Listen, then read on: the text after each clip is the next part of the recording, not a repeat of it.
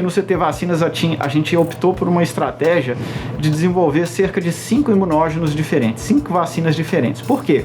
Porque a gente nunca sabe qual daquelas, dentre essas, que vai dar certo, né? A taxa de sucesso de um projeto vacinal é baixa, é de 1%. Então a gente optou por conduzir paralelamente 5 candidatos vacinais diferentes, e aquele que tivesse um número de dados mais importantes, né, que tivesse um sucesso maior nos estudos que a gente está fazendo até o momento, seria a vacina escolhida para dar seguimento. E foi exatamente o que aconteceu com a Spin, ou SpinTech.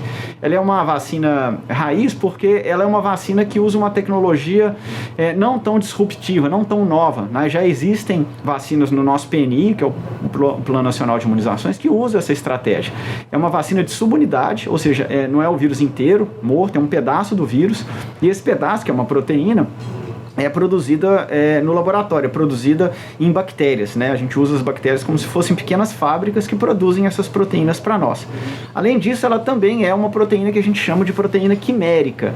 Por que é uma proteína quimérica? Porque ela é uma proteína artificial que combina partes de diferentes proteínas importantes do SARS-CoV-2, que é o vírus que causa Covid-19.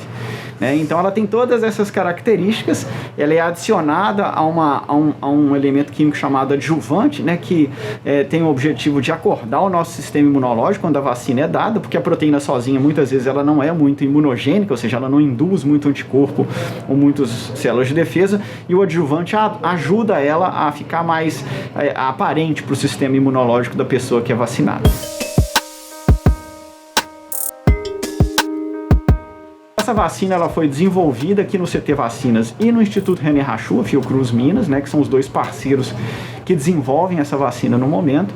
Ela foi desenvolvida, testada, produzida no laboratório, e a partir do momento que ela estava pronta, ela foi testada em diferentes espécies de animais, né, que é a fase que a gente chama de fase pré-clínica de estudo. Pré-clínica é sempre em animal.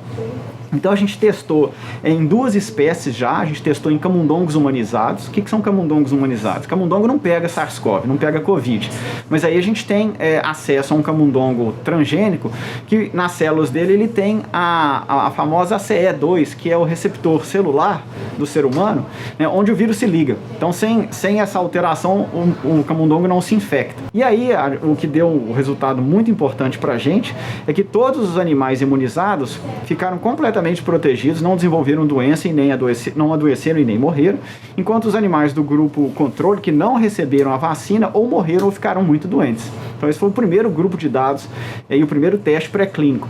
A gente repetiu esse teste em hamster, né, que é uma outra espécie de roedor, e também os resultados foram semelhantes, né? Daí a gente teve uma reunião com a Anvisa, que é o órgão regulador brasileiro, que vai licenciar ou não os testes em seres humanos. E aí a Anvisa solicitou que a gente fizesse isso também em primata. E no caso dos macacos, nós não vamos inocular os macacos com SARS-CoV-2, nós vamos acompanhar para ver se eles vão gerar anticorpos e linfócitos, que são células de defesa, e ao final do protocolo, esses animais vão ser retornados por IBAMA, biochipados e liberados na natureza, né? Que é uma coisa boa, não vai haver sacrifício de animal nem sofrimento animal. Ao final desse experimento, que deve acabar daqui mais ou menos 30 dias, somando tudo, né? Nós vamos ter esses dados para incorporar no dossiê que vai ser enviado para a Anvisa. Assim que a Anvisa der a licença, der a autorização, a gente tem a expectativa de começar a fase 1 e fase 2 de testes em seres humanos. Que se tudo der certo, nós avaliamos que deve acontecer até o mês de novembro desse ano.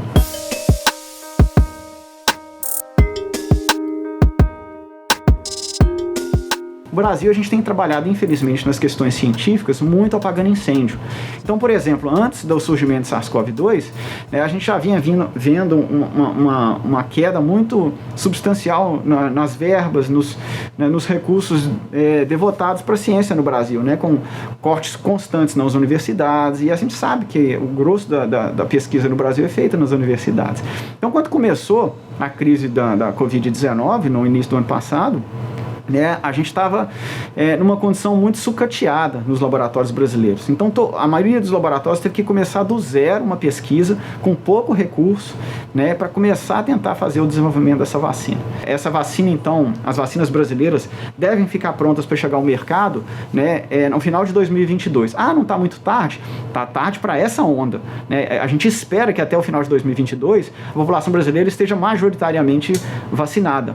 Mas e aí, daí a 2 anos? Nós vamos precisar revacinar todo mundo. Vai ser esse pinga-pinga de vacina de novo. Por isso a gente precisa ter independência na produção de vacina, até para ter autonomia na decisão e na produção dos nossos próprios insumos, para ser mais ágil, né? E estrategicamente isso é essencial para o Brasil, dominar a produção dessas vacinas para que a gente tenha essa autonomia de produzir e atender a população brasileira de maneira mais rápida, já que essa expertise de vacinar a gente já tem há muitas décadas.